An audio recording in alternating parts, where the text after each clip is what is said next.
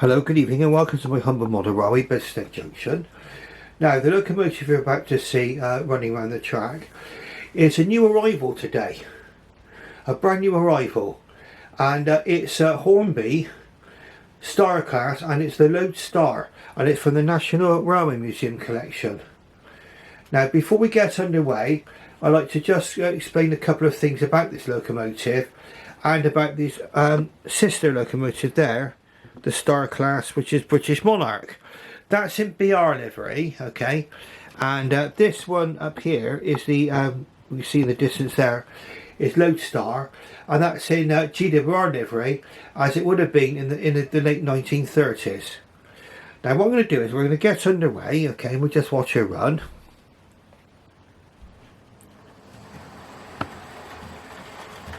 Watch her go through the level crossing. I think that's quite a nice little shot, isn't it? Very, very nice runner, okay. I would say it arrived in perfect condition, and I bought this from Amazon, and the price of this locomotive was £152, just over £152. Hornby have actually offering theirs for a similar price, okay, and that was been reduced to 190 on the Hornby website. So they do represent a reasonable bargain. I know some people have managed to get one a lot cheaper than that.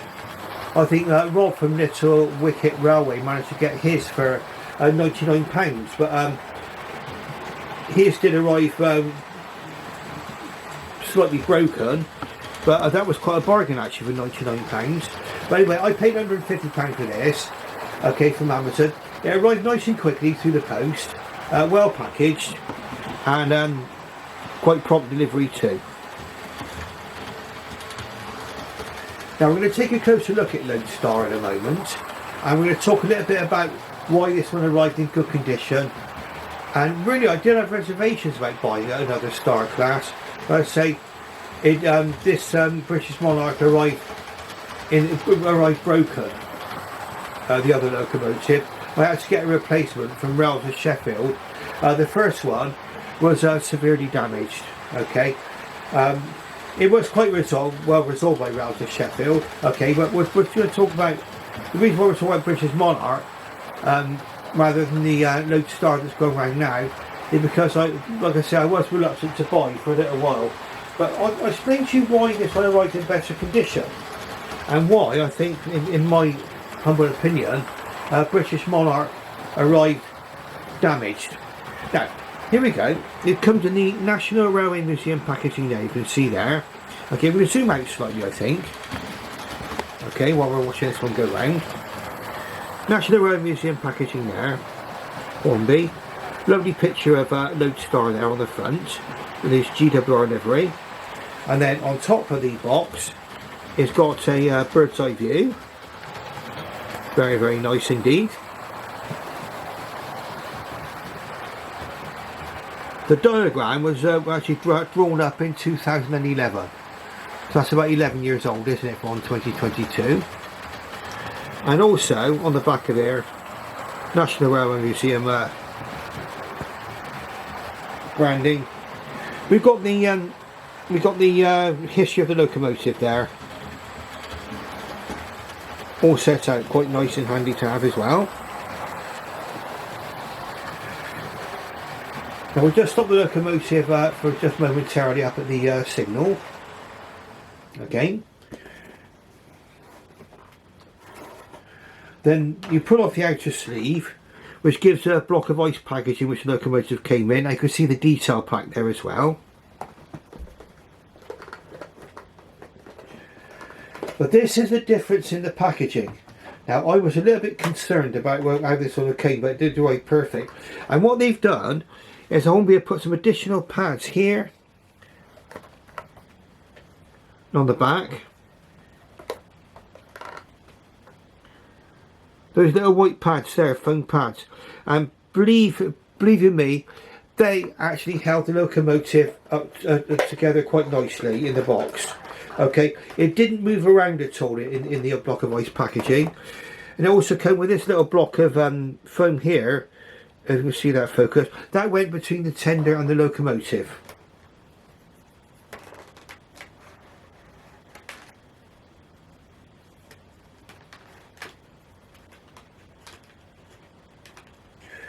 But what happened with British Monarch was that because there was not the extra the extra pattern for stability on that packaging, the actual locomotive, when I got British Monarch, that turned on a 45-degree angle in the block of ice packaging, ripping off a lot of the details on the back and the front of the locomotive, and it also lost a handrail from the tender as well, a wire handrail. So my first one had to go back, but this one here, Lode Star, has arrived in perfect condition. Okay, absolutely perfect condition. So I just sort of show you the packaging, what it came in. Oh, also a nice little protective piece of plastic on top, and also you get the standard instructions here. The Star class, operating and driving and maintenance instructions, operating and maintenance, and inside you get guidance where this locomotive should be lubricated. I'm going to have to fold out a little bit for you. There we are.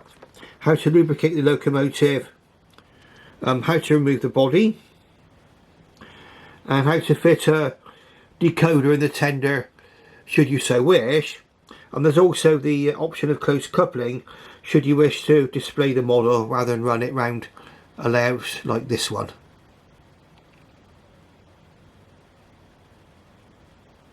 Now,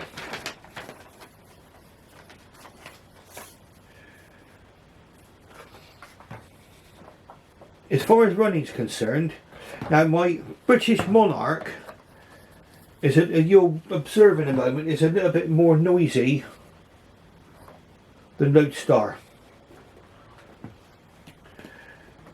And that was something which happened, but this one is perfectly quiet in operation, Lode Star. And let's get underway once more. Oops. Okay, magnificent. You can see it running perfectly well there. And over there, running through the country station.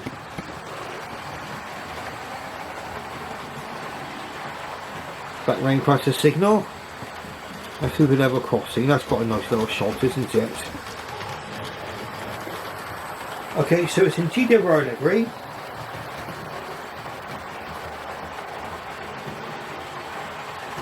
And we can talk about some of the differences when we get the two locomotives more or less together. We can show you what differences there are between the two models. Very, very pleased with my purchase, okay? Very, very pleased with it. You see it's a perfect runner there. Now let's talk a little bit about Lode Star. I see, Lode Star is the only star class which was preserved, and it's actually went to the National Railway Museum.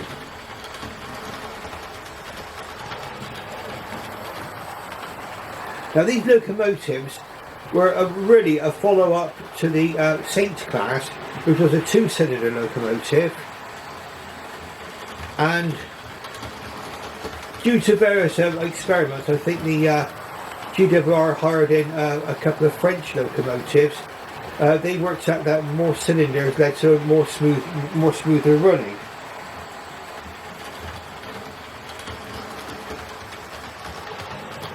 Now, some of the design features, the original Star class I think was built as a 442, but was later became a 460.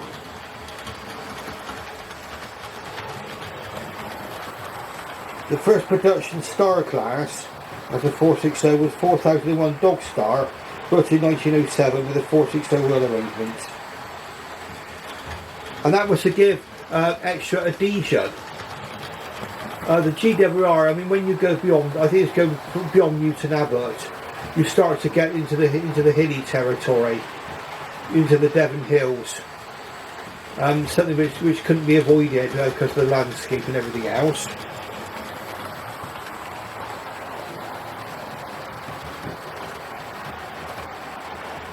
And they were actually built really because there were higher demands on the Great Western Railway, the weight of the trains and also the required speeds. Now you imagine that before the Saints and the Stars were produced, the Great Western Railway, up until really even until the late 1800s, was still producing Dean singles. That was a 4-2-2-1 arrangement. Then they went on to 4-4-0s, and eventually 4-6-0s under Churchward. And really, what a huge leap in locomotive design in a relatively short space of time, in my opinion.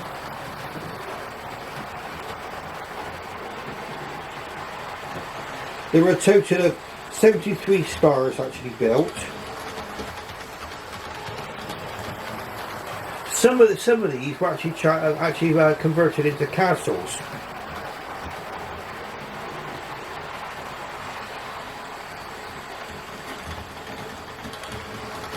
And 47 engines actually found their way in January 1948 into the British Rail Service.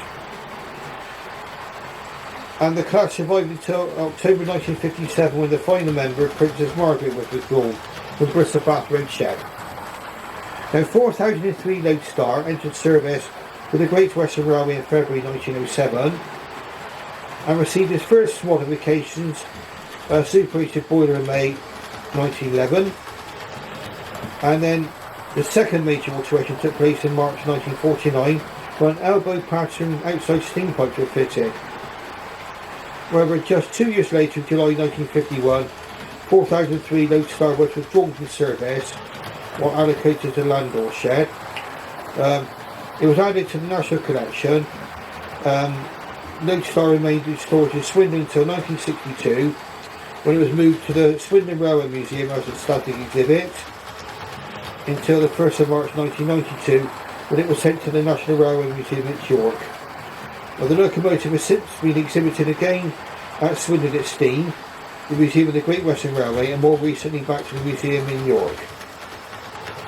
Okay, so it has quite a good history, this one, as being the only one to be preserved.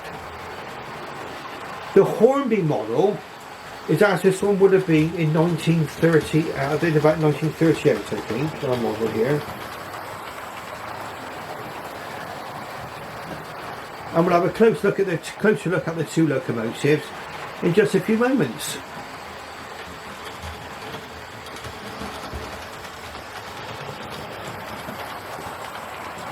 Absolutely beautiful runner, this locomotive here. Really glad I bought this. Here we go, you see it whizzing through the country station over there.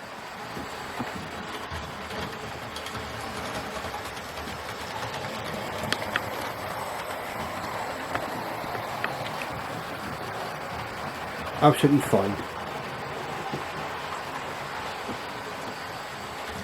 Well, just give her one more circuit.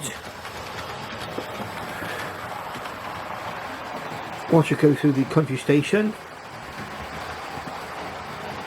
follow around by the signal, and once again down through the level crossing. Now what we're going to do is we're going to find out how this locomotive actually handled points. Now it's got pickups in the tender, so we'll just focus on up there now. We'll just stop her there. Runs quite nice, it's slow running. Okay, so we'll just have a quick change of points and we're going to be running into the station. Now we won't run right into the station because I want to show you some of the differences between the two models. So we're looking at the Star class as it would have been in the late 1930s, as opposed to the late 40s, early 1950s, which will be for British Monarch. Okay, so here we go. We'll just check we change the points over, and we're not going to have any great railway disasters. And we're just going to bring her into the station now.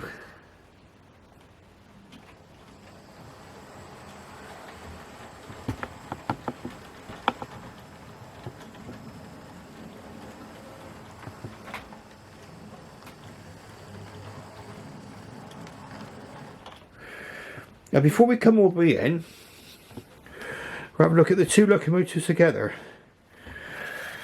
Now, we'll be going on to the Lazy Susan for a closer look in just a few moments. So, but here are the two differences. Here are the main differences between the two locomotives. Now, the British Monarch has a much larger tender, much taller tender. You can see that, the two obvious differences there. And you can see that on the British Monarch there, it's got the unicycling lion crest, whereas ours has got the Great Western Railway crest on the tender there. Sorry, then my tripod is flopping about a little bit there. And there we go. Great Western Railway there.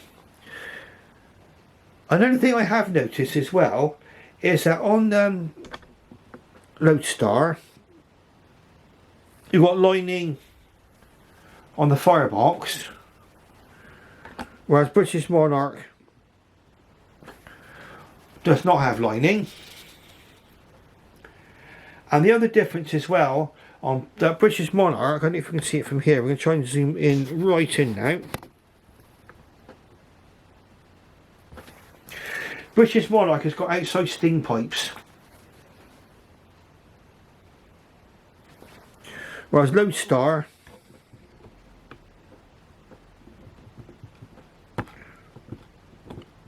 can we get on there properly for you, hasn't got outside steam pipes.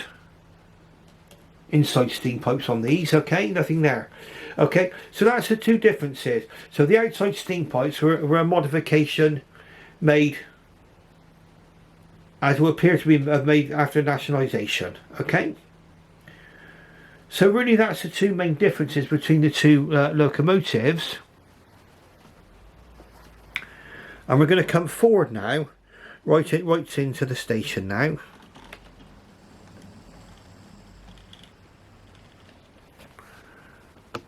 There we are, and you can see the two locomotives together there now. Well, now what we're going to do next is we're going to put this locomotive onto the Lazy Susan, and we're going to have a quick look round on her, and we'll just explain some of the things that I like to talk about, okay? We'll have a look at this in greater detail. So, we'll just uncouple her. The carriages.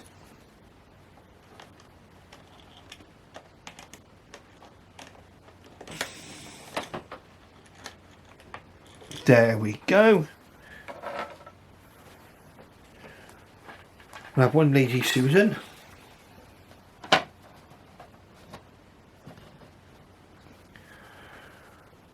think that should be okay. I'll just lift her gently onto the Lazy Susan. Right, so now we get to get a closer look at her. Okay, so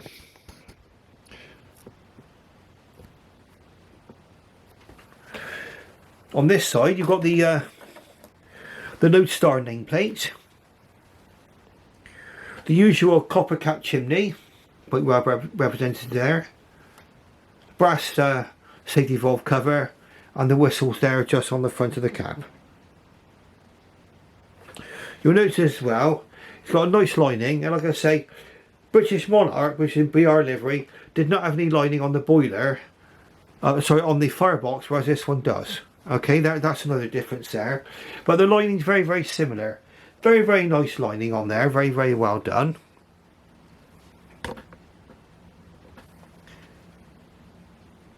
And there's a number on there, 4003. 4003. Lode Star.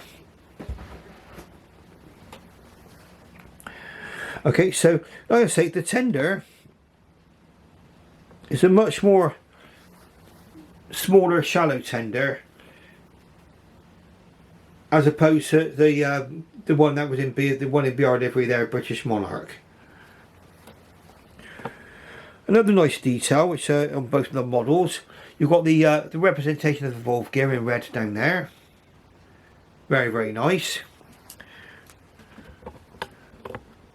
Also, you see on the tender, something which British Monarch doesn't have, you've got a lovely lining there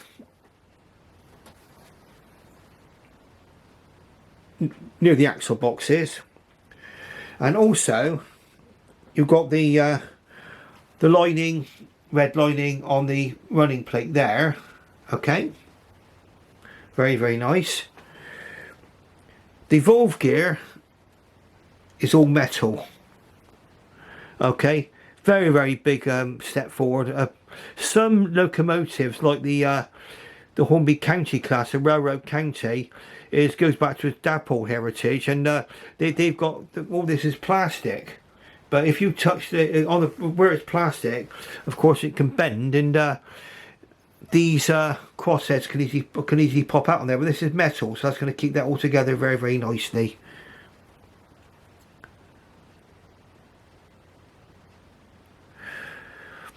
Now we're going to move on to the front of the locomotive now, so we can see. Let's lower the tripod down just a little.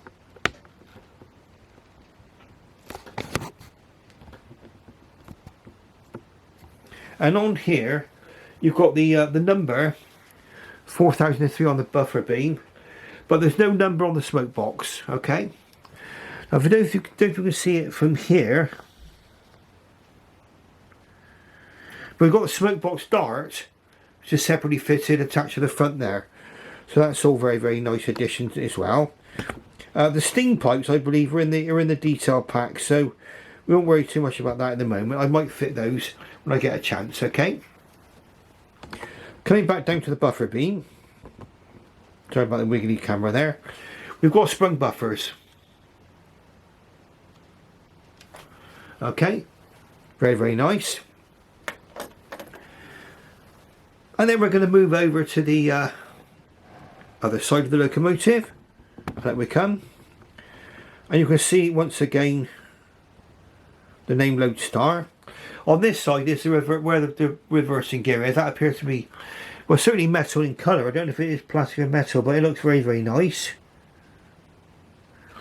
You've got the wire handrail there with pipe work as well represented, and that's a bit of guidance actually. If you're going to be putting a loco crew into a locomotive, always bear in mind that the side that the driver goes can vary. Okay, on this particular model, the driver goes on the right. It's basically a right-hand drive model. Okay, some Midland locomotives are left-hand drive. Okay, so it can vary. Okay, so you need to be very careful before you put loco crew in. On this one, it's quite obvious, and I'll show you why I say that in a moment. Okay, so we move on to the tender now, and again you can see very, very well. There's got the lining there on the axle boxes there, and again on the running plate, and you can see again see your valve gear through there as well, represented in red. Lovely. Moving on to the back of the locomotive. Absolute wealth of things to see now. One is the cab. You can see the cab there. Very, very nicely detailed.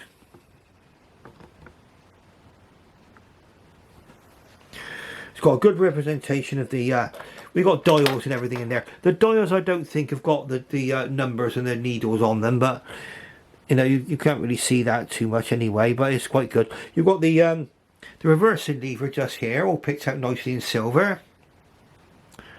And you've got all the brass work inside as well, plus the seats are nicely coloured as well too. So really a really, really nice representation of the cab there for you. Coming on to the back of the tender, down here.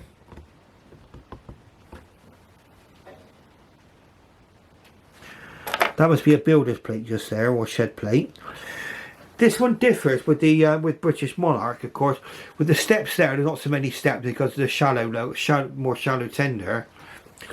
But it's also got the sprung buffers on the back, and you can see it's got an NRM coupling as well.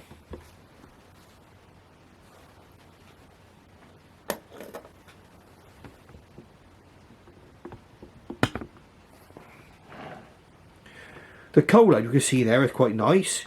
You can also see here one of the handles on the tender. Okay, that's well represented. And then the handle on the other side you can see there now. Okay, that's for the for operating the water scoop, and also for operating the water supply from the tender into the locomotive.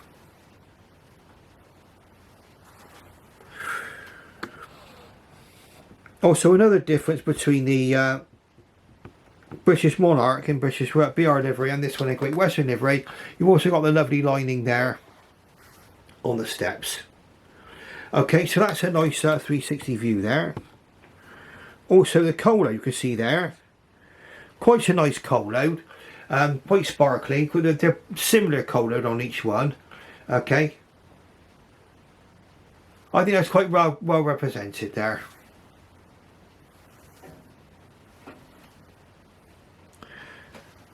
Now I'll explain to you some of the things that went wrong with my original British Monarch, okay, and it was because it was lacking those extra few pads to keep the locomotive still in the box, in the block of waste packaging. On British Monarch, the original one that I bought, the smoke box start was broken off. There was a handrail missing there for the tender,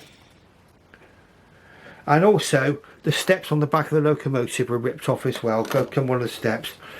This one is similar, really. It's similar in what's on there, as it isn't broken.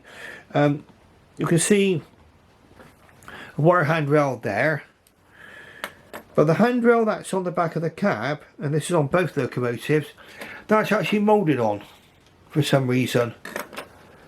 Pardon me. Alright, so, but really overall, a very lovely locomotive. I mean, really, I'm totally pleased with this locomotive. Got no worries about it at all. Got a little lamp bracket there on the back of the tender there. I don't know if you can see, but you've got lamp brackets represented on the front of the running plate there.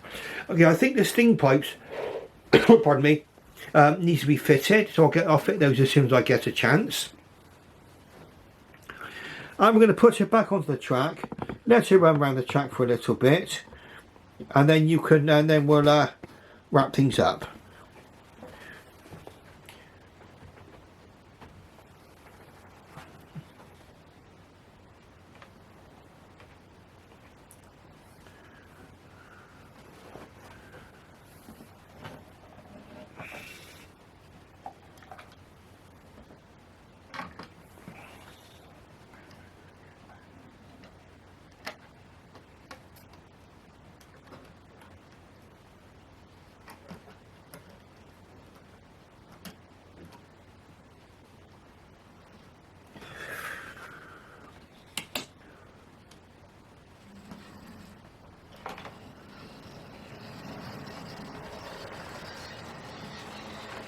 Okay, so there we are. We're elegantly going over the points now then, out of the station. Absolutely beautiful.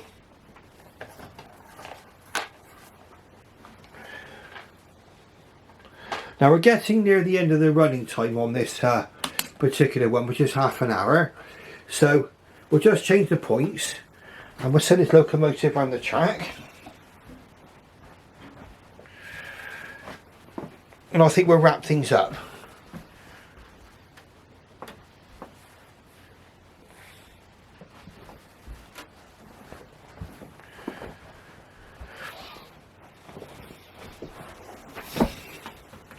And this locomotive, the way you can see it running, is straight out of the box. So I will give it a bit of a running in session. I know it's a bit, probably some people might say it's a bit naughty running in like this, but I will say that it don't give you it don't say that these need to be running. So I know the backmen say to run in their locomotives. I'll probably give it a bit of running in forwards and backwards. Now,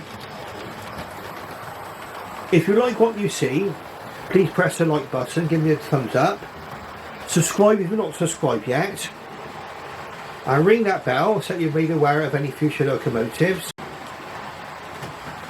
I do apologise for lack of continuity there. We just ran out of time on the camera, so it's half-hour limit on this.